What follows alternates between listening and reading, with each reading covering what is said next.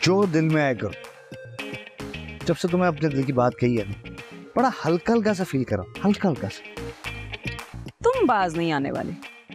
अब मुझे तुम्हारे लिए कोई बड़ा और जबरदस्त प्लान बनाना पड़ेगा बेटा। देखो जी, बड़ा प्लान हो या छोटा प्लान, मैं तुम्हें पहले ही कुछ नहीं कहता था, और अब तो सवाल ही पैदा नहीं होता।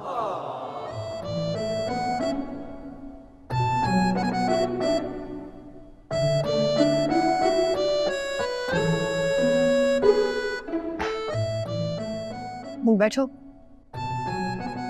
मैडम जी, ये केस वो हो गया। इस केस के बारे में, ये वहीं के केस के बारे में जानो। ये नजाकत इस केस में इतना इंटरेस्ट क्यों ले रहा है? बोलो।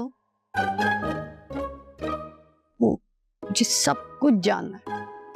मैडम जी, वो एक मॉडल एक्टर हो गए, आपने तो देखा ही होगा उसे कहीं टीवी या सोशल मीडिया पर।